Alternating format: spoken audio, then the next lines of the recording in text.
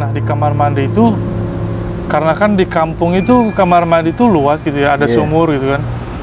Nah saya tuh dilihat di sumur itu tuh kayak ada yang mandi, padahal itu di dalam, Kang. Oke.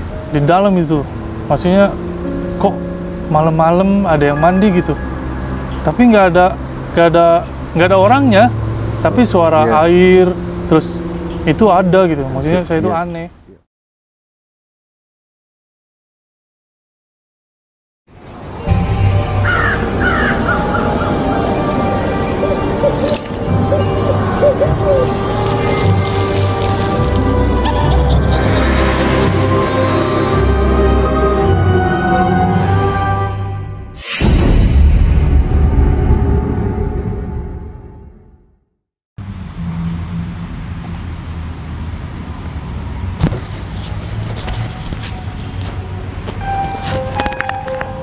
Oke, Assalamualaikum warahmatullahi wabarakatuh. Selamat malam teman-teman. Balik lagi bersama gue Bro Juan dalam program Cilok, cerita lokasi horor. Kali ini gue sudah ada di hutan kota ya, jantungnya kota Bandung atau paru-parunya kota Bandung yang memang terkenal dengan keangkerannya teman-teman. Banyak cerita di sini pernah melihat sosok kuntilanak, termasuk saya pribadi ya, saya pernah melihat salah satu sosok di sini ya. Dan di sini tuh dekat sekali dengan jalan Babakan Siliwangi. Jalan Babakan Siliwangi itu memang menyimpan misteri ya teman-teman. Banyak story-story mistis di jalan tersebut, dan memang faktanya pernah ada beberapa warga yang diganggu saat melewati jalan itu teman-teman. Wow, mengerikan sekali. Dan lihat di belakang gue sudah ada bambu kuning ya.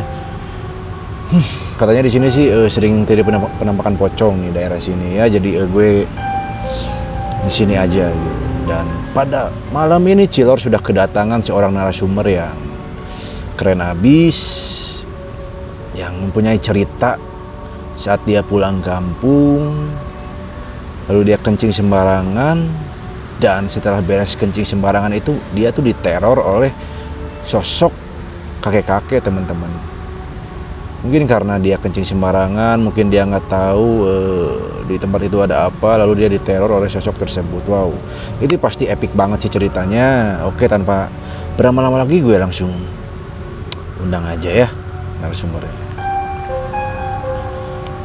Halo tim, narasumbernya kalau udah siap bisa langsung ke lokasi aja ya. Oke, narasumber sudah siap untuk merapat ke lokasi ganti. Oke, hati-hati. Siap, masuk.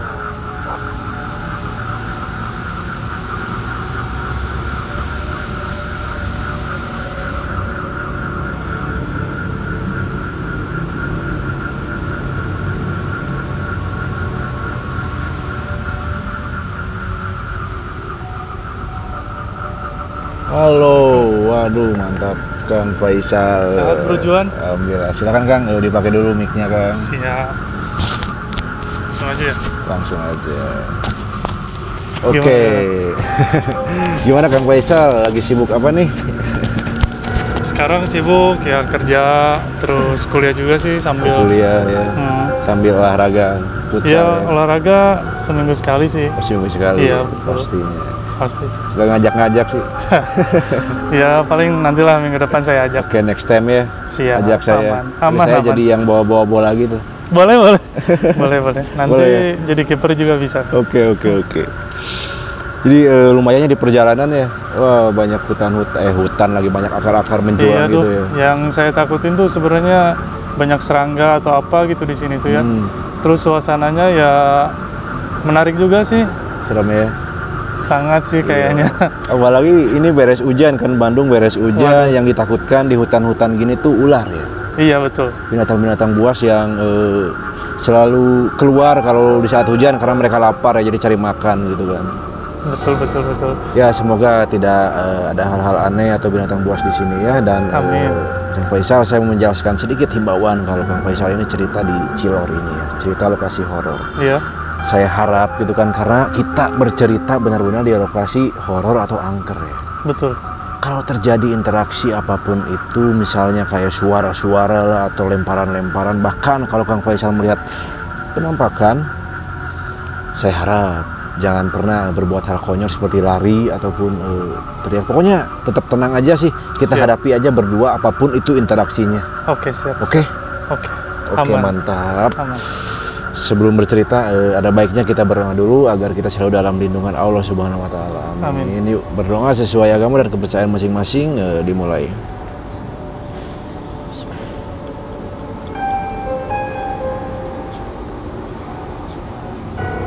Amin. Alhamdulillah belum selesai. Saya udah gak sabar pengen dengar cerita Kang Faisal. Silakanlah langsung bercerita aja kan. Siap. Jadi sih ini Kang Bro, Iya. ceritanya tuh kurang lebih ya 2-3 tahunan sih waktu saya masih pertama masuk kuliah. Iya. Waktu itu tuh sebelum pandemi, saya tuh rencana pulang kampung sama keluarga. Oke. Nah, dari Bandung menuju ke Bumen. Kampung saya itu kebetulan di Kebumen. Bumen. Iya, di Jawa Tengah. Nah, dari Bandung tuh saya menggunakan mobil keluarga bareng bersama orang tua saya, kakak saya. Waktu itu tuh saya kurang lebih perjalanan hampir 8-9 jam. Oke. Terus keadaan juga macet ya, karena itu habis lebaran juga kan. Karena waktu itu kurang lebih jam sorean menuju maghrib lah.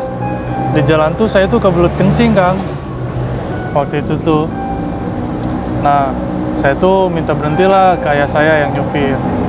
Waktu nyupir tuh ya berhentilah di salah satu daerah kurang lebih di perbatasan antara Cilacap dan Sidareja lah kurang lebih gitu ya. Iya. Itu tuh masih kawasan-kawasan hutan seperti ini, Kang. Nah, saya tuh karena emang udah nggak kebelet, saya nggak mikir apa-apa gitu kan ya. Karena niatnya saya pengen kencing aja gitu. Yap. Ya namanya orang kebelet ya nggak mikir apa-apa gitu ya. Ya saya tuh turun lah, saya tuh. Nah, pas turun tuh ya saya biasa aja gitu. Ya buang air kecil gitu. Salahnya saya tuh ya saya buang air kecil karena saya udah dewasa gitu kan ya. Saya malu takut kelihatan sama orang. Ya jadi saya kencing ya di mana aja gitu, maksudnya ya ada di balik pohon lah gitu saya. Oke. Nah, saya tuh kencing aja di situ. Nah, setelah kencing tuh saya balik lagi ke mobil, Bro. Nah, setelah balik tuh masih biasa aja tuh, suasana tuh saya masih ngobrol, masih apa. Nah, kurang lebih jam 7 apa jam 8 tuh saya sampai lokasi ke rumah nenek saya yang di sana. Suasana tuh masih biasa, cuman yang saya rasain tuh kayak yang beda gitu. Oke. Nah, jadi kayak dari rasa saya tuh, dari diri sendiri tuh kayak badan gak enak. Padahal sorenya tuh saya biasa aja gitu. Fit ya masih? Iya, fit, sangat fit. Nah, pas nyampe itu yang lain tuh ya sanda gurau, keluarga gitu bertemu. Nah, yang saya aneh tuh kenapa badan saya jadi gak enak gitu. Iya. Saya tuh masih mikir positif aja, mungkin karena suasana jalan capek atau kelelahan. Nah, setelah itu lama-lama ya ngobrol-ngobrol, makan. Waktu tuh udah menunjukkan pukul 9 lebih lah. Dan yang lain tuh udah istirahat karena lelah juga kan di perjalanan. Nah, saya itu ke kamar mandi lah, saya tuh mandi, terus cuci muka, bersih-bersih lah intinya. Nah, setelah bersih-bersih itu saya masih normal. Nah, setelah bersih-bersih itu badan tuh makin gak enak, makin meriang gitu. Udah lah, saya tuh berpikir positif, mungkin ya nggak apa-apa. Tidurlah saya tuh. Nah, pas saat tidur itu tuh yang saya aneh tuh, saya tuh mimpi, Kang Bro. Saya tuh mimpi ada sosok cewek, tapi ceweknya tuh kayak yang deket banget gitu. Kayak yang suka, tapi saya tuh bingung itu tuh siapa gitu. Cuman pakaiannya putih, terus rambut panjang. Nah, saya tuh nggak bisa lihat mukanya gitu. Oke. Nah, gitu. Nah, tidurlah saya tuh mimpi. Nah, di mimpi itu tuh si ceweknya itu kayak yang meluk saya, terus ngegendong saya. Padahal dia tuh cewek gitu ya. Yang saya, kalau misalkan menurut logika kan nggak masuk akal gitu. Nah, saya tuh mimpi. Nah, di dalam mimpi itu tuh dia tuh terus manggil-manggil saya gitu. Padahal saya tuh nggak kenal sama dia gitu. Tapi dia tuh seolah-olah kenal sama saya, Kang Bro. Nah setelah itu saya bangun pagi-paginya tuh tiba-tiba tuh saya sakit. Padahal malamnya tuh biasa aja.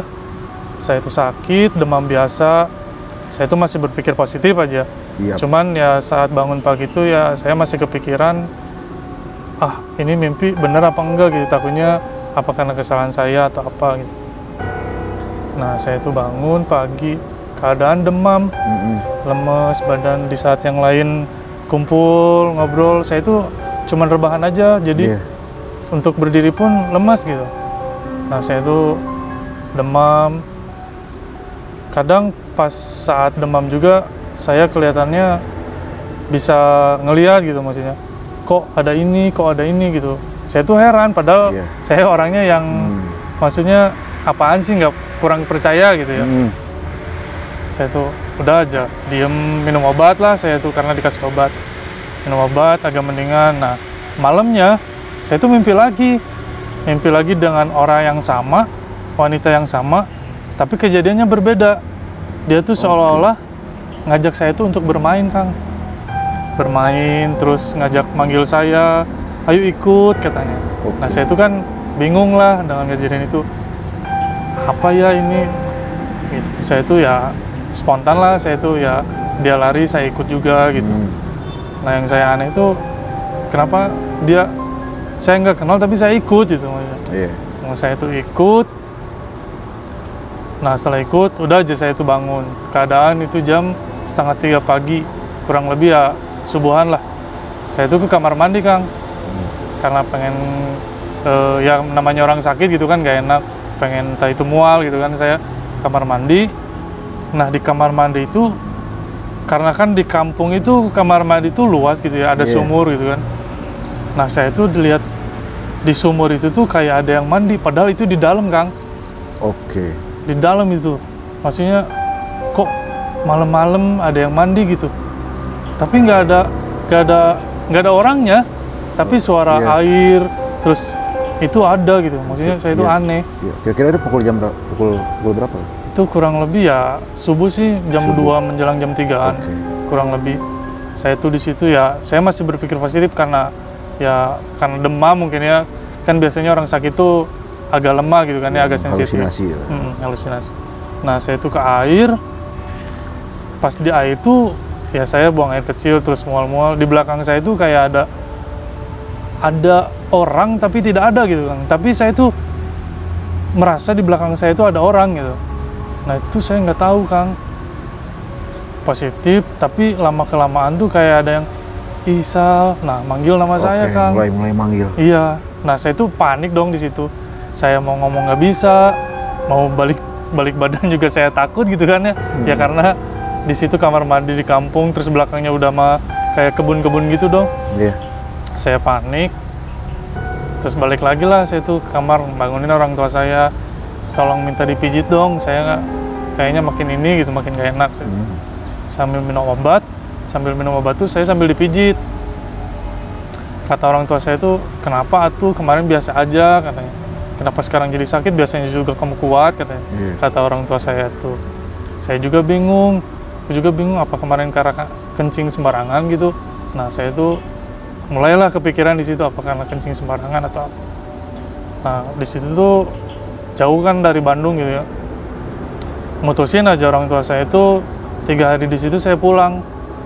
Pulang tuh bukannya ke dokter dan sembuh, bukan malah makin sembuh, Kang.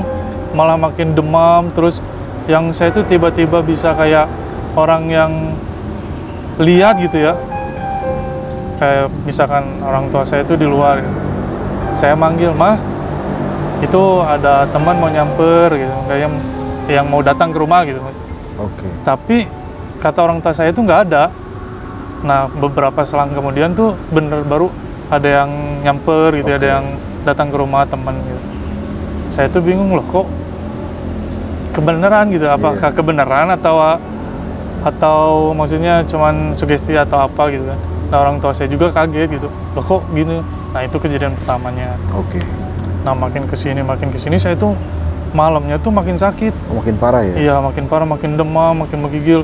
Sampai suhu badan tuh kurang lebih hampir 39, 38 lah. Wow. Saya soalnya hampir step juga waktu itu. Nah, saya tuh ke dokter lagi besok paginya tuh. Bukannya sembuh, malah masih tetap gitu. Nah, kelamaan tuh saya tuh mimpi ada orang yang meninggal, Kang Bro. Oke. Mimpi orang yang meninggal, saya tuh nggak tahu itu orangnya apa.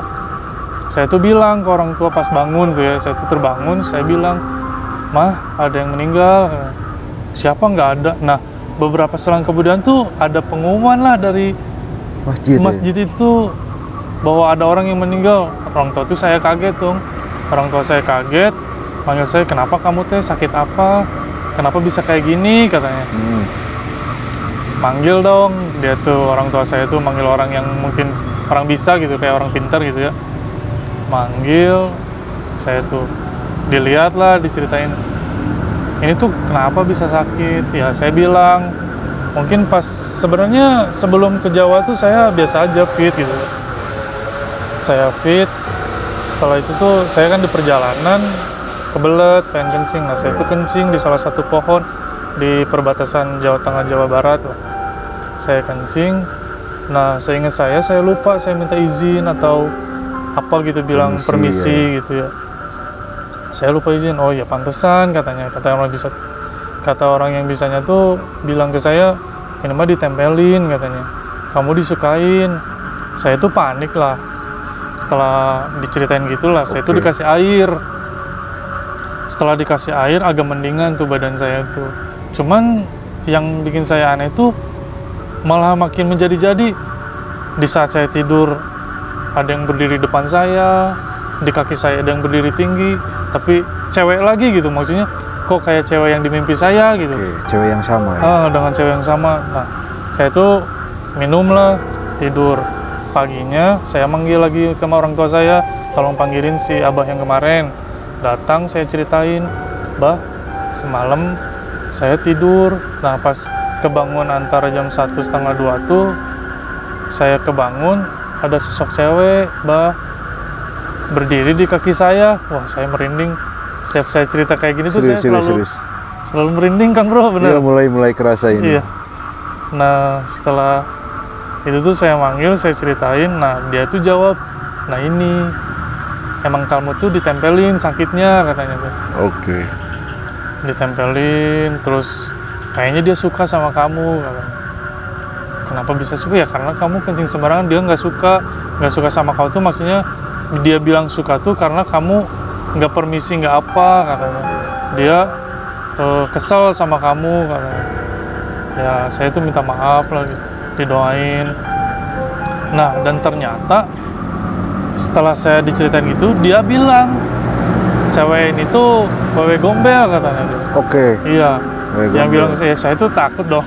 Saya panik. Kaget lah disebutkan sosoknya ya. Iya, karena saya kan selama itu belum pernah lihat sosok yang benar-benar menyeramkan gitu ya. Iya. Baru kali itu saya panik, saya shock.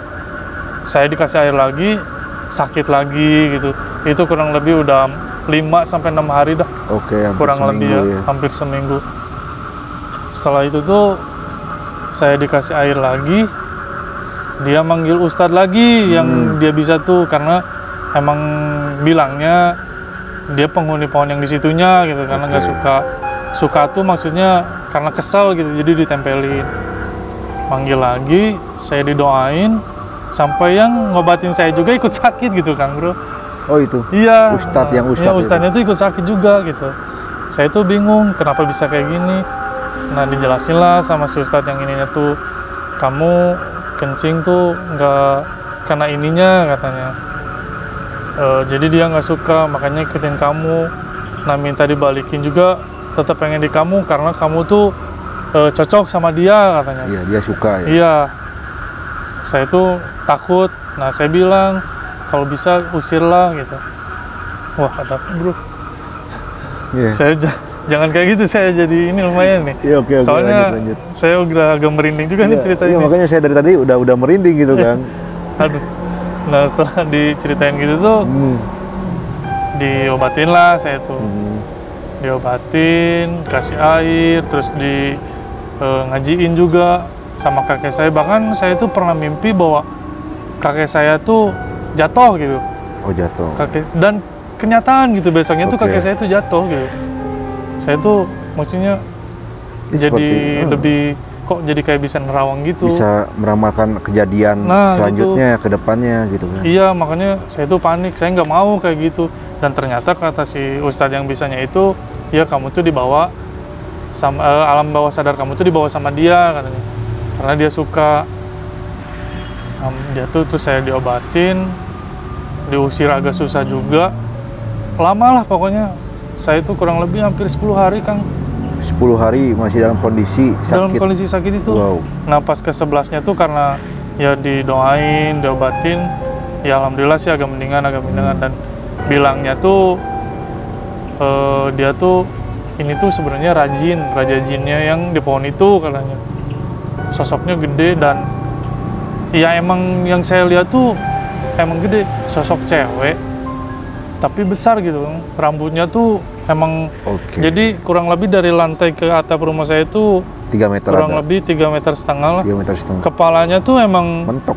mentok sampai bongkok gitu. Oh, sampai kepalanya nunduk tuh. gitu. Yang Wow. saya waktu saya tidur kebangun itu tuh Wow. sampai mentok, dia bilang tuh emang sosoknya tinggi besar gitu maksudnya. Hmm. Dan WW Gombel, saya takutnya WW Gombel itu kan yang mukanya hancur atau Iya, badannya mukanya gimana hancur gitu kan. atau yang bolong gitu kan. Wah saya merinding Iya, Kang Bro asli, nih. Kang. Nuh, ini pada berdiri ini. Asli saya mau merinding. Setelah itu ya alhamdulillahnya saya berdoa, terus dibantu orang tua juga dikasih air. 11 hari ke-11 saya agak mendingan lah, agak sembuh.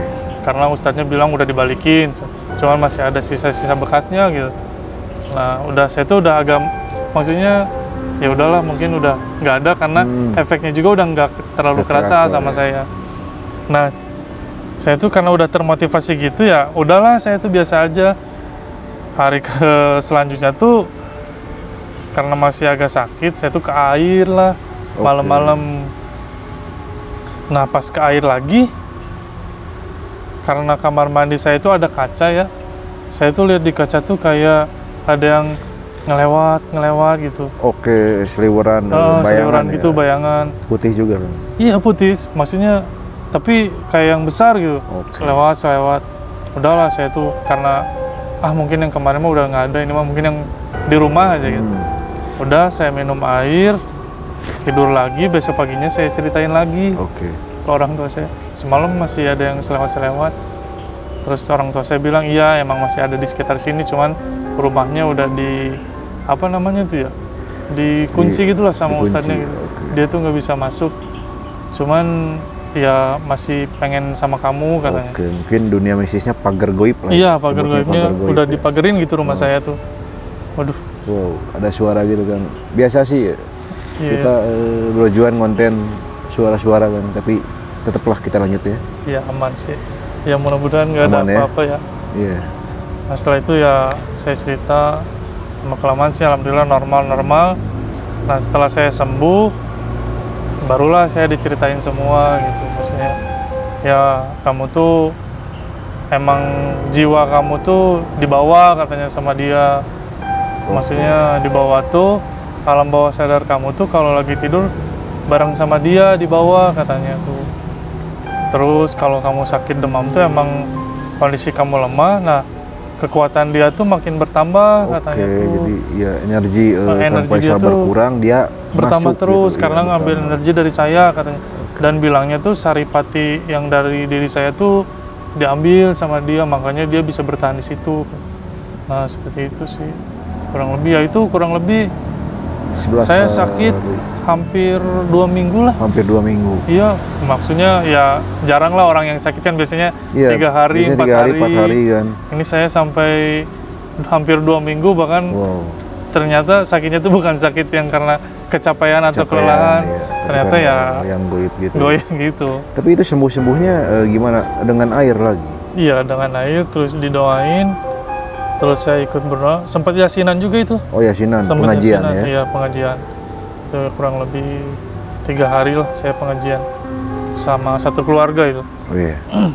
Oke, Karena wow. keluarga juga panik gitu kan. Gitu Ini sih. epic banget sih Kang Faisal ceritanya. Tapi saya masih penasaran ya. Saat Kang Faisal kencing ini ya kan di pohon tuh ya. Kang Faisal sempat lihat nggak sih Kang Faisal tuh kencing di lubang? Nah, yang saya lihat tuh emang pohonnya tuh besar. Oke. Yang lubang tuh sebenarnya bukan di bawah yang saya kencingin, cuman di atas pohonnya itu emang bercabang gitu. Nah, kayak ada lubang buat kayak mungkin ya sarangnya burung atau apa. Nah, itu ada gitu. Oke, ya. Saya ingat saya tuh. Biasanya sih yang saya tahu kan kalau kita kencing tuh katanya jangan kencing sembarangan ya, jangan di lubang kan. Banyak yang bilang kalau di lubang tersebut tuh itu adalah sarang jin ya biasanya gitu. Iya, iya. Tapi waktu itu lubangnya ada di pohon ya. Iya, di pohon. Wow.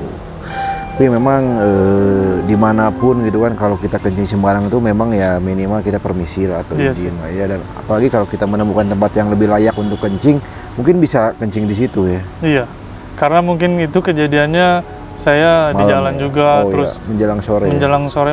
Biasanya kan maghrib tuh lagi jam-jamnya mereka keluar kan. Oke. Jadi mereka ini sih kayaknya merasa terganggu juga. Yap. Mungkin itu sih. Benar-benar mengerikan sekali Kang Faisal. Nah, saat Kang Faisal ini diobati, itu ada efek ya misalkan ke badan kita tiba-tiba panas atau Ya, apa gitu? panas, ada gitu. ke badan panas, terus bahkan ke si ustadznya juga sampai dia tangannya bergetar gitu. Karena menurut dia tuh si wanita ini tuh melawan gitu. Bilangnya Oke, seperti ada itu. perlawanan Ya. ya. Bahkan saya ceritain itu udah ke beberapa temen, selalu aja. Nah, yang saya takut tuh karena menurut teman saya yang mungkin berjuang juga tahu lah ya, bisa juga mungkin Oh, yang indigo yang gitu. indigo itu katanya kalau saya ceritain itu dia suka datang katanya. Oh. Katanya sih. Waduh. Ada suara makin Kang Faisal ini ya. Oh, jadi kita lanjut ya. Jadi si indigo ini tuh kalau Kang Faisal cerita itu sosoknya pasti datang gitu. Iya, Selalu betul. datang. Selalu datang katanya sih. Dan wow, berarti sekarang kita ceritakan itu dia datang kali ya. Kemungkinan sih biasanya Wow. karena ya dari dengan merinding dia mungkin Iya. Mungkin merasa itu terpanggil sih. tanda kehadiran dia ya. Apalagi Kayak tadi sempat terdengar sih kayak suara-suara Jatuh gitu. Tapi gimana lagi ya, yang namanya di alam kita nggak tahu itu yang jatuh itu memang interaksi atau dari dahan-dahan Dahan-dahan, ranting yang jatuh ya. Kayaknya sih mungkin pertanda juga sih. Iya, Cuman pertanda kita juga positif aja sih ya. Oke, saya mau nanya lagi Kang Faisal. Saat di rumah ya, hanya Kang Faisal saja yang merasakan tuh ada gangguan lain gitu sama keluarga. Nah, kebetulan kakak saya tuh orangnya sangat sensitif, Kang. Lebih sensitif dari yang lain gitu. Oke. Nah, dia pun merasa cuman karena dia tuh polos yang nggak bisa gitu maksudnya. Tapi dia tuh tahu gitu. Dia tuh bahkan sampai bisa ngeliat, nah itu ada di situ katanya. Itu sih yang ngerasa tuh saya yang sakit. Nah, kakak saya juga tahu gitu bahwa emang ada sosok itu. Bahkan sampai sempat mau neror kakak saya juga gitu. Bahkan kakak saya juga bilang diliatin gitu wujudnya gitu. Itu dalam satu rumah. Juga. Iya. Karena kakak saya itu dulu tidurnya kan satu kamar sama saya. Nah, dia juga sempat lihat katanya gitu. Dan dia juga lihatnya ada di kaki saya katanya. Lagi berdiri gitu. Gitu kejadiannya. Cuman saya nggak sadar sih. Oke. Mulai ada gangguan-gangguan ya. Semoga Tenang, kita aman kan ini? aman lah, insya Allah aman. Selagi kita tidak panik, aman. Aman. Amin. Nah, next ya, saat Kang Faisal ini melihat sosok tersebut ya yang di kaki itu langsung melihat, itu yang Kang Faisal rasakan tuh apa? Ketakutan, teriak atau langsung lari gitu? Saya ketakutan. Saya mau bicara nggak bisa, mau bangun nggak bisa, bahkan ngegerakin tangan pun nggak bisa. Oke. Yang saya rasain itu cuman diem, ngelihat dia, ngomong nggak bisa, bahkan saya baca doa dalam hati Al-Fatihah pun saya nggak beres. Karena saking shocknya, alhamdulillahnya sih saya nggak diliatin mukanya gitu ya. Cuman karena sosoknya gede, saya shock juga kan. Saya mau gerak, manggil kakak saya, padahal kakak saya itu sebelah saya. Saya nggak bisa ngegerakin apapun. Iya, badannya. Jadi badan saya itu cuman diem, tidur, tapi mata tuh nggak bisa dipejamkan. Oke. Jadi tetap ngelihat ke dia Tetap gitu. ngelihat seperti kalau Sundanya mah eueup-eueup ya. Nah iya, cuman Seperti saya yakin itu ditindihin. bukan erep-erep sih, karena dia ada di kaki saya, maksudnya saya tidur gini, dia ada di kaki saya lagi berdiri, lagi diem gini, tangannya sih lurus, lagi diem, ngeliatin, tapi goyang-goyang gini nih Kang, badannya tuh. Oke, serem-serem Kang Faisal, jangan Badannya dibayangin tuh ya. Ini goyang. makin merinding serius. Wow. Goyang-goyang gitu sih, Oke. bahkan mau ngomong susah. Iya. Kan ini pertanyaan terakhir ya. Saat Kang Faisal diobati itu ya, saat keluarga datang untuk pengajian dan ustadz yang sering ngobatin itu datang, yang Kang Faisal rasain itu apa sih? Kayak misalkan, waduh panas telinga gitu kan, Oh iya itu, saya tuh atau teriak-teriak kayak di Rukiah gitu. kalau teriak sih enggak, cuman yang saya rasain tuh, cuman saya bilang kasar gitu maksudnya, Oke. apa sih gitu, udah diem aja gitu maksudnya. Tapi itu tuh secara normal tuh saya nggak sadar, saya bilang gitu. Iya.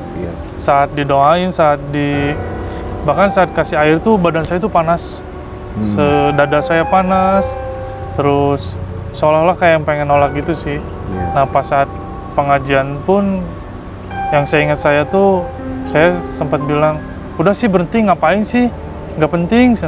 Saya bilang gitu, sampai orang tua saya tuh, udah diem aja, ini buat kamu katanya, kayak gitu. Terus pas di ustadznya bilang ke telinga saya, nggak segera balik, kalau kata Indonesianya mah, ya udah pulang aja gitu ya. Segera pulang. Nah setelah itu agak mendingan, cuman makin panas tuh, kepala makin pusing, terus mata tuh jadi agak buram gitu. Iya, buram-buram. Jadi buramnya tuh buram yang gak karuan gitu sih Kang. Mau bilang udah dia tetap ngelawan gitu mungkin ya. Saya nggak tahu, cuman yang saya rasa agak berontak juga sih, panas, dan saya sempat bilang kasar juga sih, sempat itu. Dan memang itu terjadi, Kang Faisal tidak sadar ya. Iya, dalam kalau tidak sadar sadar pun memang itu hanya sedikit kesadaran, dan Iya, semua yang menggerakkan kita yang berbicara itu adalah sosok tersebut ya. iya betul. Mungkin seperti ingin dirukiah gitu ya. Iya Seperti sih, rukiah ya. mungkin dianya kepanasan kali ya. Iya, biasa kalau Ketakutan ada yang mungkin ngaji ya. kepanasan Iya. biasanya. Oke, teman-teman, ini epic banget sih ceritanya, dan di sini ada pelajaran juga yang harus kita ambil. Jadi terutama bagi cowok sih yang biasanya kencing sembarangan ya. Pokoknya kalau kalian kencing tuh pokoknya jangan sembarangan. Kalau memang udah kebelet pun, carilah tempat yang benar-benar layak untuk kencing. Terutama jangan di pohon-pohon atau di lubang-lubang ya, karena itu biasanya menjadi sarang jin atau memang ada penunggunya, teman-teman. Betul. Oke, cerita Kang Faisal ini memberikan pelajaran untuk kita ya, dan ternyata hantu juga bisa mengikuti kita kalau memang kita mengganggu mereka ya, bahkan bisa sakit sampai 2 minggu ya Kang Iya, Faisal. betul. Semoga pengalaman Kang Faisal ini tidak terjadi pada teman-teman ya. Thank you banget Kang Faisal. Siap, sudah mampir sama-sama. di Cilor. Wah, ceritanya gokil habis. Dan untuk teman-teman semuanya yang mempunyai cerita atau ingin bercerita di Cilor ini, bisa banget kirim aja cerita kalian di email di bawah di deskripsi ya. Pokoknya nanti gue bakalan undang kalian atau gue ceritain cerita kalian ya. Terima kasih sudah menonton Bro Juan. Jangan lupa like, comment, and subscribe. Thank you.